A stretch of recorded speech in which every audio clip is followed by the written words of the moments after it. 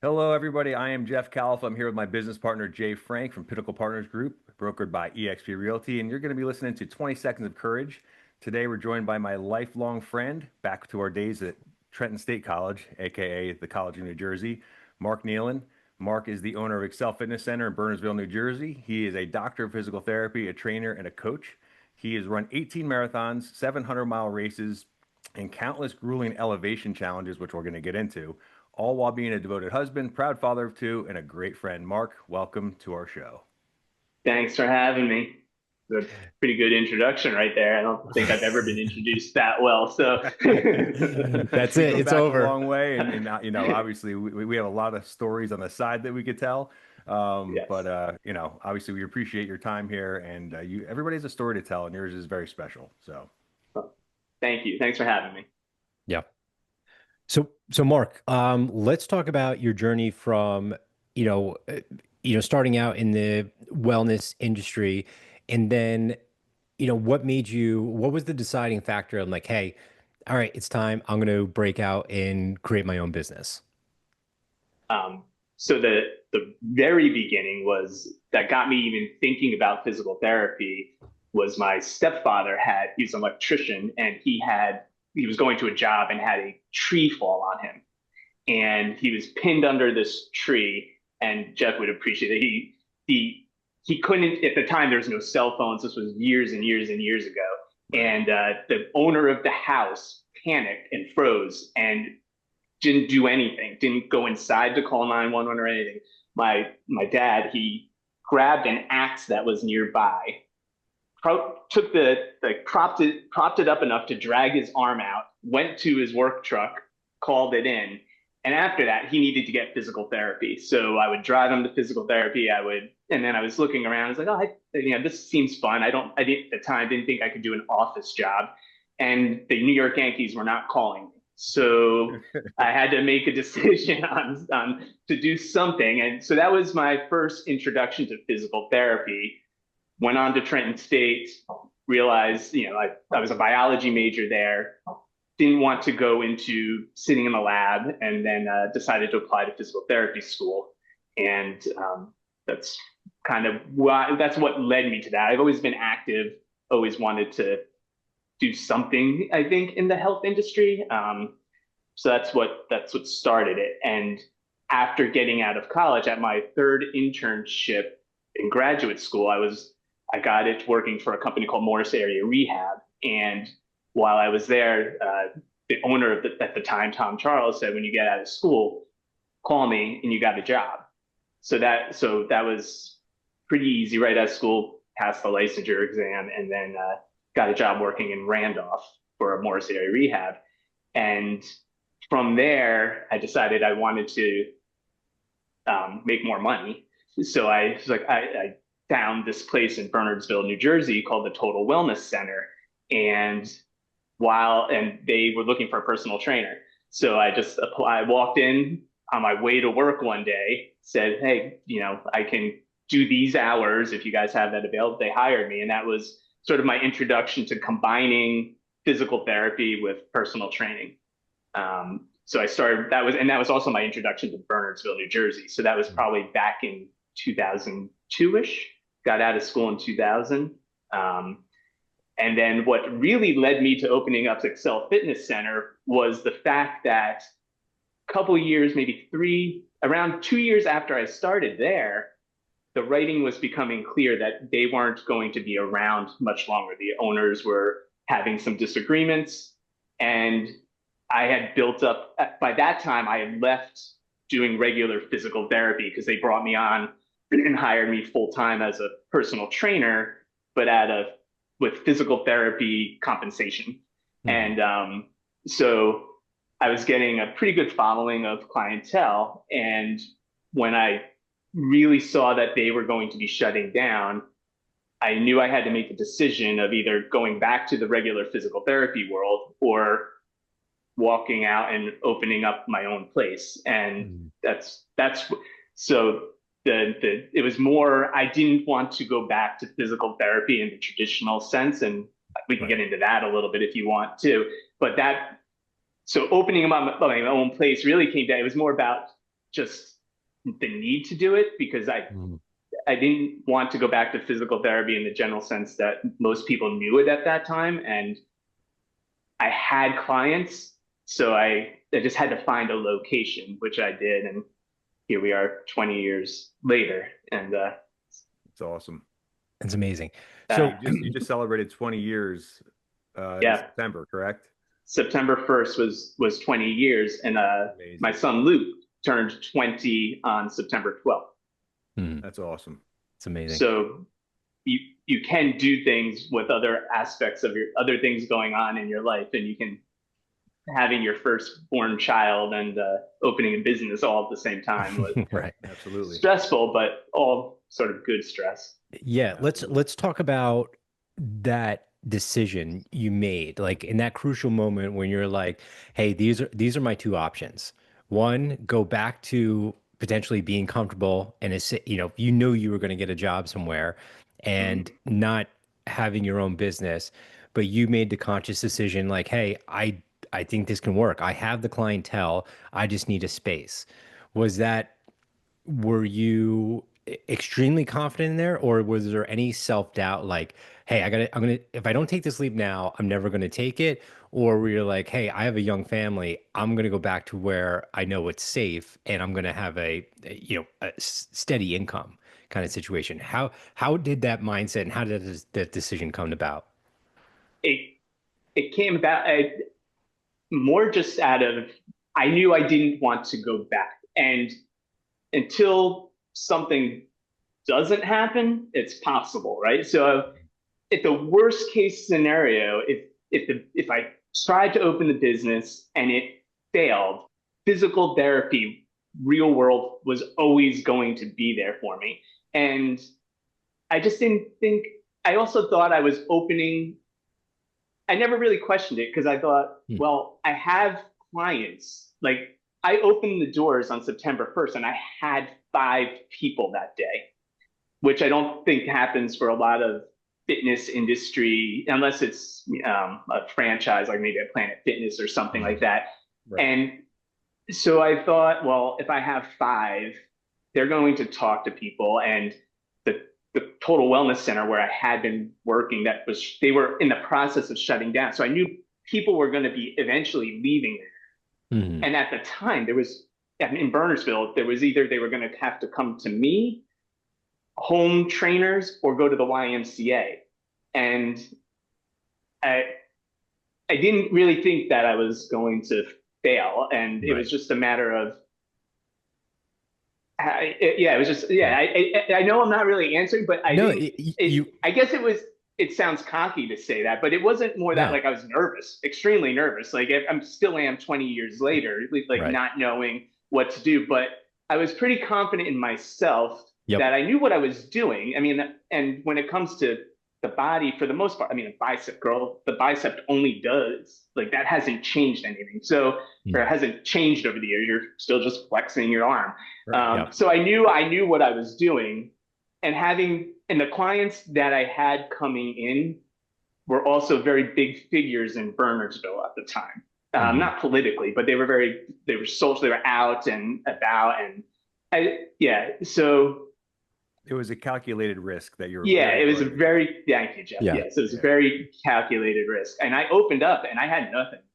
I had Wow. a bench. I had dumbbells that were on the floor because the dumbbell rack hadn't come in, and I had a treadmill that I had negotiated, I bartered for from a client, and he also gave me with the barter he had like medicine balls and everything, but it was all laying out on the floor. And my first client that walked in in that my when I opened the doors, who's still a client today, he walked in, he looked around, and he's like, "So what are we gonna do?" And I looked at him and was like, I'm not really sure, but I'm going to figure this out. And if you feel like it's not worth it, you don't have to come back.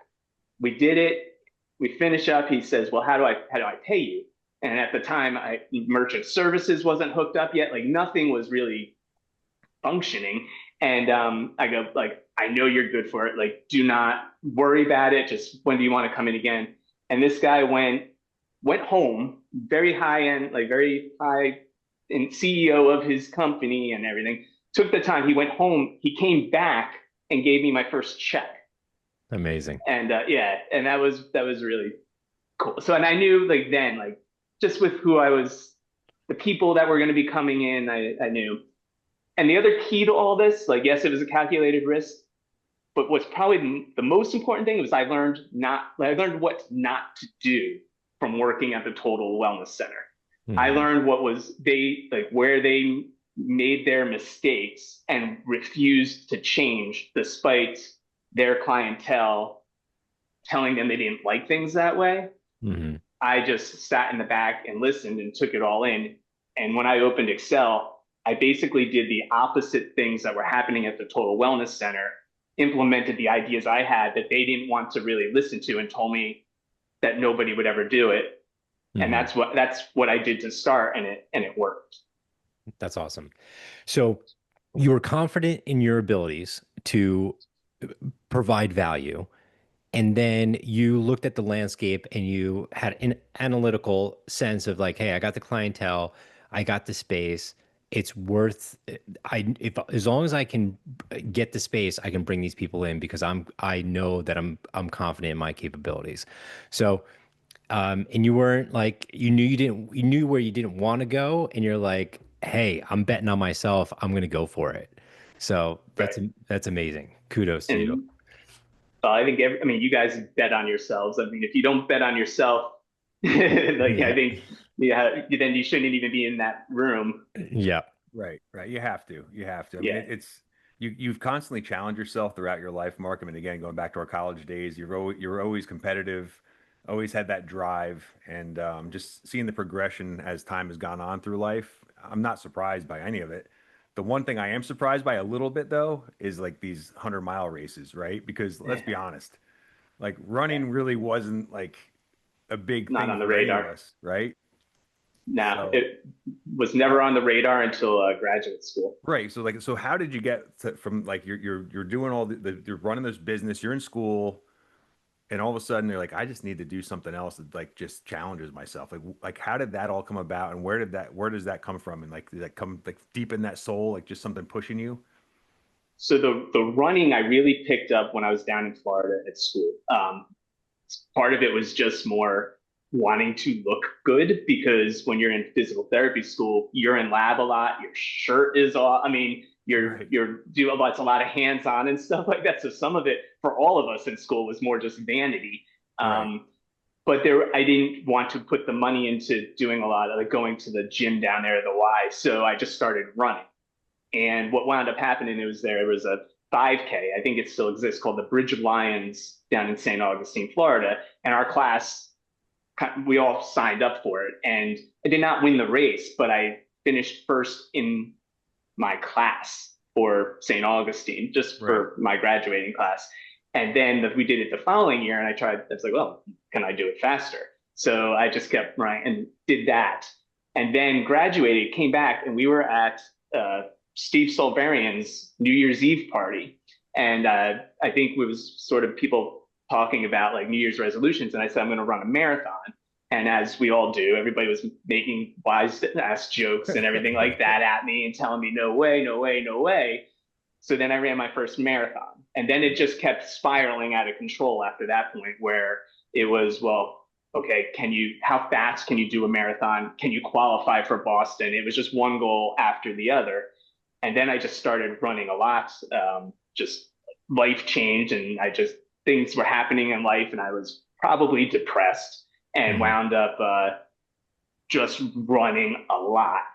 And You that turned led into our to, Forrest Gump. I did. And then, but it wasn't even just doing races. I would just wake up and go run. Right. What really set the ultra stuff off was Hell on the Hill.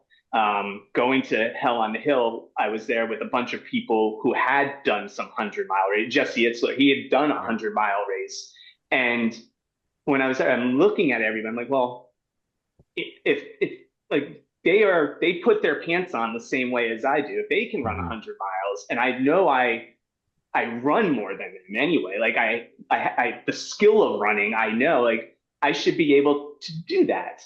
And then one of the guys that was at Hell on Hill, this guy Rick Steele, calls me up. I think it was in 2019, and he says, "Hey, I'll donate $1,000 to your favorite charity if you wake up on New Year's Eve morning and go run a 50K. And he got a bunch of people to do it. And I was like, okay, like I hadn't trained, but I was like, I can run 26.2 miles. What's another 5? And so woke up, went out that day, ran the 50K. And then when I finished it, I felt fine. And I said, well, if I can run 31 miles, like I might as well just try to run 100 miles. And that's what basically like led me to get there. So it was sort of the people I met at Hell on the Hill that that race kind of opened up, or that first time there opened up my mind to, yeah, why not you? If they're doing it, why not? Now, Mark, Hell on the Hill, for those that don't know what that is, can you just give like a brief overview of what that is, who's involved, and how that operates? Yeah, Hell on Hill is an invite-only event that's done for charity. And that is like the biggest thing is you show up, it's run by Jesse Itzler and Sarah Blakely, and you go to their house and you run up and down Jesse's backyard. He has a hill. It's kind of like the hill is sort of like a fish, as the stories go, like the grade of the hill, but it is probably somewhere between 30 and 33% grade. And you run up and down 100 times. And for everybody who shows up, Jesse and Sarah donate $1,000 to the participants' charity choice. And it happens once a year. We had one year where he did it twice. He did it in the winter. But it's the people that show up there. It's such an uplifting event, inspiring event. And it happens to be the one thing that I happen to be pretty good at, is running up that one specific hill in Connecticut. pretty good at. You've won it how many times? I've won it quite a bit, 6 or 7 times out of the 11. But awesome. What's more important is just the environment. It is a lot of fun. It is a very fun day. Mm-hmm. That's awesome. And what charity do you participate with? So the Semper Fi in America's Fund is what we've been raising money for a number of years now. Right. And it was actually the first personal training client that I ever had at the Total Wellness Center, and the same gentleman that I was talking about before, the first client that ever walked through the doors of Excel Fitness Center. He is the one that got us involved in the Semper Fi in America's Fund. Great charity. That's awesome. Yeah. You've raised over $500,000 now, right? Over the years? Yeah, I think we're right around 550. Yeah, that's awesome. Yeah. But that also goes to show that is our clientele that we've had over the years have been very generous, and myself and Chris, we just run the races. We've had help along the way. We did a 24-hour trackathon once where we got other people to be on a track, and so we've done other things with other. Hasn't just been me out there doing it. Mm-hmm. I've had some pretty good teams. So going back to you doing your first marathon, like you're setting your goal up for a New Year's resolution. Go, hey, I'm going to run my first marathon. And, you always get, oh, you're crazy. Like, why would you do that, right? You said worse than that. Yeah, you said worse than that. So what do you think really pushes you to put yourself in those situations? To see if I can. Right. I mean, that's really it. It's like, why, if they can do, like, why not me? Like, why can't I run a marathon? Why can't I run fast enough to qualify for Boston? Mm-hmm. Why can't I finish 100 miles? I really think a lot of it is just this drive, like Jeff had said before, like I am competitive, but I'm really the most competitive with myself. Mm-hmm. I don't like to fail. I don't like to lose. But if somebody were to look at my life, like I haven't really, I know it's going to sound weird, but you haven't really won anything. Like if you look at most of the races I've done, other than Hell on the Hill, I don't really win those races, like outright finish first. I may better my own personal time or anything like that. But it's always this in my head, like, well, why not today? Right. Like maybe today is the day that I will get on the podium. That was a big thing when in 2018 and 2019, I did a lot of obstacle course racing. Hmm. And I would just say, well, why not today? Like somebody can fall off the monkey bars or not climb the rope. And today might be my day to be on top of the podium. Right. And I think that was sort of this, I don't know, underdog mentality that I always have kind of carried. Yeah, I think everyone who has a competitive nature as a young, as in their development years, always have that underdog kind of mentality or that chip on their shoulder, like, hey, I'm going to do this. Whether you're trying to prove something to somebody else or you're in, proving it to yourself, it's still like, I'm going to fight for this, And it's also like you running is like, and it's almost like that mental expansion that you have, like breaking through thought barriers and stuff like that. Like I can do this, I can push harder. And if I can push harder here, I can push harder somewhere else in my business or career as well. Me personally, I grew up obviously in sports, baseball, football, but I also I surfed a lot when I was a kid. And what I've come to find out is, I grew up on the beach, moved to the mountains in the woods, and when I moved up here, I was depressed. I didn't know what it was. I didn't know what was going on. But transitioning from one extreme to the other of not, chasing hurricane swells or anything like that, I miss that as a competitive person, as a self-competitive person, is a dopamine hit. Mm-hmm. So I miss that. And like Jeff, I'm gonna assume this, but like Jeff's big into hunting, right? Like he was competitive as a kid, sports, baseball heavily, but he gets that dopamine hit from hunting. Like that's Hmm. his dopamine hit. So I think as human beings, we're always I think people do get a sense of depression if they don't challenge themselves to get that dopamine hit or push through mental barriers as well. So, where I'm going with this is just like you're in that constant, which is amazing, a constant growth mindset. Even if you're consciously or subconsciously pushing yourself there, you're constantly in that growth and like next barrier I can break that. Even if you're not competing against anyone, you're just seeing how far you personally, mentally and physically can go. So I think that, Yes. and just seeing that naturally in you is pretty amazing. Yeah, but I think it did start early on. There was never a point in any baseball or soccer team that I was ever the best player.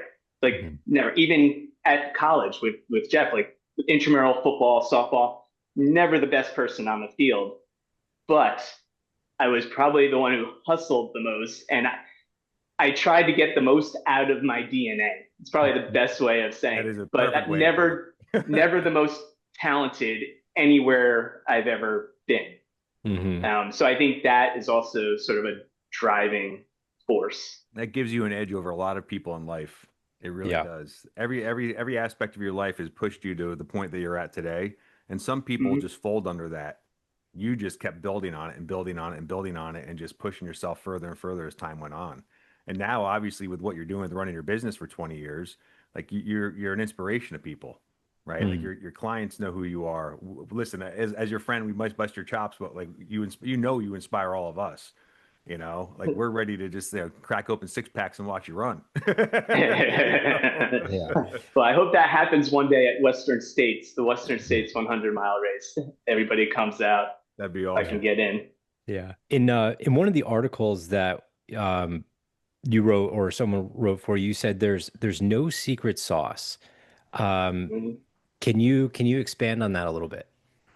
Um, so I think when I said that, or when I do say that, there is no consistency Yep. is the key to, I think, to everything that you want to do. Whether if you want to lose weight, if you want to run 100 miles, there is no, you have to put in the time. You have to want to do the journey. You have to want to, and as you're doing that journey, like you have to want to wake up every day and go run. Because if you want Mhm. to run 100 miles, you have to run. It's if you want to be a quarterback, you have to practice being a quarterback. You can't practice being a linebacker. Right. So when there is no secret sauce, it's like you have to train yourself to the test. I did well in school because I would just study for the test. And now Yep. training wise, I'll take whatever. I stay in shape. And then if I decided I want to do a marathon, I would just tweak my training to do more of a marathon training. Or if I'm like, you know what, I'm going to sign up for this 100-mile race, I'll just tweak it. But you always, it's harder to restart. So you want to stay consistent. Right. So And Mark, time and you ever consistency. have those days where you just wake up, like, I just don't want to do this? Yeah, a lot. But I don't want to let the old man in, and Hmm. I'm not like I don't want to lose to him. Yep. So I will like that is a driving force. And there's going to be a day where Luke or Leah is going to say, "Hey, do you want to go run this half marathon with me? Go run this marathon with me." And I don't want to have to say, "Oh no, I don't have enough time to get ready for it." I just want to be able to say to them, "Yeah, sure, where are we staying?" Like, Yep. and so, but there are plenty of times where like they would tell you, like in the mornings, walking down the stairs, like my ankles are killing me, but somehow I will just get myself out the door and I'll go all of a sudden bust out a half marathon. Right. This Right. morning, this morning I was at the track I ran 10 miles this morning in an hour and 5 minutes. Had no intentions of running that fast, but it just felt good again. Like, Yeah. but there Hmm. are times that you don't want to do anything. But if you have the bigger picture in your mind, Yep. it will drive you. I mean, eventually, maybe one day, grandkids are around. I don't want to be the grandfather that can't get on the ground. Like, I want Hmm. to be in the sandbox playing as well. Yeah. Yep. Yeah. I am the same way in that mindset as well, because I'm a strong believer that there's no such thing as neutral. You're either dying or you're growing. There's no in between. Um, so yeah, you just keep moving, so everything else keeps moving. So And that's um, something that can just relate not just to your fitness journey, but to running a business, like that mindset. Like Yeah. there's things that happen and like in our business in real estate, I mean, listen, there's very few easy days in our line of work, right? And every day we wake up, like we were just talking to an agent this morning, every day you wake up in this business unemployed, right? So like Right. you have to That's a just good, that's you great. That's just so have to just accurate. push through it, right? Like make your calls, do the mundane, and it's all about consistency. So the Yeah. yeah, consistency in your physical fitness, the consistency in your business decisions, like those are what make you successful in life overall, And and again, you said it, there's no secret sauce. no, doing the boring stuff. Yep. Yeah, it's the non-Instagram worthy things. I think I'm stealing this from somebody. I don't even know, but it's like what you do by yourself, what you do in the dark, where Yep. you're not Yeah. posting about it or anything like Oh that. yeah. Yeah. What's Joe Rogan say? Be your own, be the hero in your own movie kind of Yeah. situation. Yeah. Um, yeah. Yep. And what it and in can't you can't hurt me with David Goggins, when he doesn't want to Right. run, he'll just put his shoes on and say, "Oh, I'm only going to go run for a mile." It basically kind of tricks himself, and then he gets Yep. out, like you said, you get out there and you just like somehow, oh, I just ran 10 miles, Um, Yeah. so it's yeah, and sometimes even if you're not, not having a good day, it just don't say you're not going to go through the motions. Go through the motions and just complete it so you can still build confidence in yourself that you kept a promise to yourself to get it done. So, Yep. And I think you don't even, when was the last time either of you spent time outside hunting, walking, hiking, rafting, mhm. surfing, and when you got done, you were like, "Oh, I should never have done that." I mean, I Right. think being outside is more people just need. You don't have to run 100 miles, but I think every day you have to get outside and just relax and do whatever you enjoy, but do something outside. I think that is a very big factor in everything. Yeah, Agreed. agreed. So what's next for you? What's on the bucket list? So the bucket list would be to qualify for the Western States 100-mile race, but that's a lottery system. And so just to quickly explain, you have to do a 100-mile race, one that's listed on their website. You have to finish one of those in a specific amount of time, and then you get a lottery ticket. And then in December, they have a lottery, and it's literally they just draw up people's names, and they draw something like 387 names, and then there's a 90-person wait list. And then what also, if you don't get in, your lottery ticket stays there, and then there's a whole formula for every time you enter, it kind of starts to go up exponentially. So I think I have 4 or 8 something lottery tickets, but I haven't done a 100-mile race. I didn't do one in 2024 or 2025. So the ultimate goal would be to start back into doing qualifying races to be able to get into that race. Mm-hmm. But life happens. So it wouldn't be, my oldest son is in college. My daughter's she's a senior in high school. And so there's a bunch of different things. I don't want to miss any last things that happen for senior year. So I don't want to get myself into a race or and then all of a sudden it's her last gymnastics meet or something like that. So the short answer is I'm not signing up for anything until sort of she's in college, we know where she's going, and these races there's an expense to them as well. I mean, not just the registration fee, but then there's flying out to them, and so it's just better off right now that I just kind of train and stay ready for when all of a sudden that moment breaks and I can then just hop in. There's an outside chance I may do a race in April in Colorado. It's 100K, which is even though it's not 100 miles, Western States says it's hard enough to be a qualifying race. So I could potentially do that, but I don't know. And I'd like to do the Leadville 100 again sometime in my life. It's probably the only race other than like Hell on the Hill, but that's more of a charity thing. But it's the only flat out race that I would like to go back and do because I know I can do it. I definitely can do it. Nice. Awesome. It's amazing. Yeah, I mean, it's inspiring, man, to, obviously take a shift in your career, open up your own business, serve clients at a high level, and then push yourself to an even higher level continuously over the years. And yeah, it's impressive to say the least. To say that you've run that many marathons, 100-mile races, that's not an easy task by any means. No, but you can do it if you want to really do it, because I am not a special athlete. Like I wasn't gifted with a lot of speed or anything like that. So it can be done. You just have to. You got a little more speed than me, Mark. Let's be honest. Yeah, okay, but you just have to be consistent with it, and just get out there. The great thing about running 100 miles is, or even doing the Presidential Traverse or going for hikes and being outside, is that everything else goes away. You're not thinking about colleges for your kids. You're not thinking about whatever's happening politically. You're not thinking about the Yankees or the Mets, or it's literally you're just thinking about one foot in front of the other. And I am sure, Jeff, this happens when you're hunting. Your brain quiets down, your other senses start to pick up, even while you're running 100 miles.